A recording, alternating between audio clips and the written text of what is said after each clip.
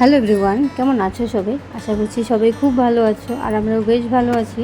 তো এটা হচ্ছে গত রবিবারের blog. So welcome back to my channel Rupa's creation. তো নতুন একটা ব্লগ নিয়ে চলে আসলাম। সারাদিন কী কী করি অবশ্যই দেখতে পারবে। সো তোমাদের সবাইকে ওয়েলকাম আমার নতুন একটা ব্লগে।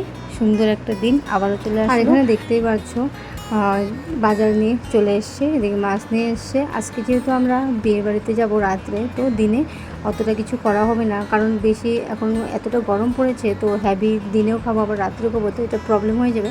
তো এই জন্যই হালকা পাতলা কিছু করা হবে। আর এদিকে আমি স্নান দান করে চলে আসলাম। আর জানো তো, আমরা ভাবি সানডের দিনটা একটু রেস্ট নিব, কারণ সেদিনটা সবার স্কুল বন্ধ থাকে বা কি বাড়িতে সবাই ঘরে থাকে। বাট কী হয়, আমাদের যত কাজ থাকে ঘরের বাকি কাজ থাকে সব কিন্তু আমরা সানডের জন্য জমিয়ে রেখে দিই। তো এইভাবে আর সানডের দিনটা আর রেস্ট নেওয়া হয় না, তো পুরো দিন কাজ করতে করতে কিন্তু কীভাবে চলে যায় আমরা বুঝতেই পারি না। তো যাই হোক, এদিকে আমি এখন সিঁদুরটা পরে নিয়ে তারপর এখন আমি যাব পুজো দিতে।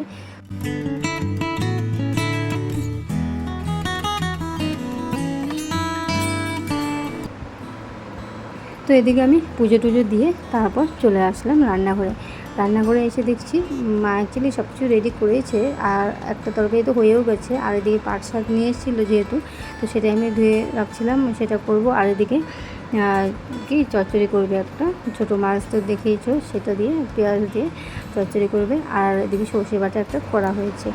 আর জানো তো, এই যে ছোটো মাছের চচ্চড়িটা করছে পেঁয়াজ দিয়ে, এটা কিন্তু আমার খুব ফেভারেট চচ্চড়িটা। তো যাই হোক, খুবই ভালোবাসি আমি এই খাবারটা। আর আজকে কিন্তু সব পাটাতে বেটেই করা হয়েছে। যে গরম পড়েছে না, আমি ভাবছি যে এই বিয়েবাড়িটা কীভাবে যাব, সেটা ভেবেই গরম লাগছে। কারণ এই গরমে রেডি হওয়া তো একদম অন্যরকমই একটা কঠিন কাজ, কি বলবো আর। তো যাই হোক, এদিকে সব কিছু যা বাটা ছিল এদিকে এক এক করে সব কিছু দিয়েও দিল। দেখতেও খুব সুন্দর লাগছে, পুরো কালারফুল লাগছে। আর এদিকে আমি এই শাকটাকে ধুয়ে রেখে দিলাম, এটাকে এখন পাটের শাকটাকে আমি বানিয়ে নেব। আর এদিকে দেখতে পাচ্ছ শাকটা কেটে দিচ্ছে, কারণ এটা কেটে তারপর ভাজবো। তো মাই এটা কেটে দিচ্ছে, আমি ভয়েস ওভার যে দিচ্ছি এটা কিন্তু ব্যাকগ্রাউন্ডে ফ্যানের আওয়াজটা আসবে, কারণ ফ্যানটাকে অন করা আছে, তো সেই আওয়াজটা আসবে। তো এটাকে ইগনোর করো। যাই হোক, এই চচ্চড়িটা হয়ে গেছে, জাস্ট মাছটা দেওয়া বাকি ছিল, কিন্তু একটা ফোন এসে গিয়েছিলো, তো কথা বলতে বলতে আর তখন আর করা হয়নি ভিডিওটা। একদম লাস্টে ফাইনালটা দেখে নাও, এরকম হয়েছে। আর এটা তো খুবই টেস্টি হয়েছিল, এটা দিয়ে আমি অনেকটাই ভাত খেয়েছি আজকে। আর এটা দুপুরের খাবার ছিল।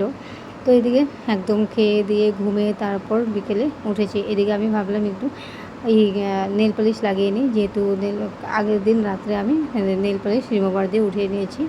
তো এদিকে আমি নেল পালিশটা লাগিয়ে নিচ্ছিলাম, কারণ আমি কত সময় এরকম সব কিছু রেডি থাকি, কিন্তু হাতের নেল পালিশটা আমার ওরকমই থেকে যায়। তো এই জন্য নেল পালিশটা লাগিয়ে নিলাম। আর এদিকে আমি শাড়িও বের করে নিলাম, 3-4টা শাড়ি আমি পরে পরে দেখলাম।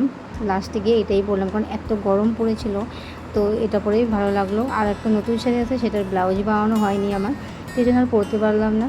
তো এদিকে আমরা যাচ্ছিলাম রাত্রে। এই রাস্তাটা যে কি বলবো, রাত্রে এত ভয়ানক লাগে, দুপাশে এত অন্ধকার। তো যাই হোক, আমরা ফাইনালি বিয়ে বাড়িতেও পৌঁছে গেছি। আর যেহেতু এটা বিয়ের সিজন না, তো মানুষ কিন্তু একটু কমই ছিল, বেশি অত ভিড়ও ছিল না। তো আমরা গিয়ে অল্প সময় বসে কথা বলে তারপর খেয়ে দিয়ে আবার বেরিয়েও আসলাম। আমরা গিয়েছি 8টার দিকে, আমরা কিন্তু 9:30-10টার ভিতরে চলে এসেছি। তো খুব সুন্দরভাবে সাজিয়েছিল কিন্তু। তো এদিকে এখন আমরা বেরিয়েও পড়লাম। তো যাই হোক, আজকের এই ব্লগটা তোমাদের কেমন লাগলো অবশ্যই বলো। ভালো লাগলে লাইক করো, কমেন্ট করো, আর চ্যানেলটিকে সাবস্ক্রাইব করে দিও। তো চলো, আজকের জন্য টাটা, দেখা হচ্ছে নেক্সট ব্লগে।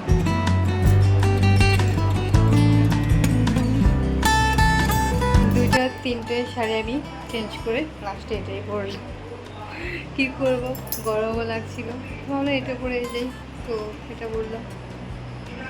তো চলো, আজকের ব্লগটা কেমন লাগলো অবশ্যই বলো। আজকে টাটা, দেখা হচ্ছে নেক্সট ব্লগে।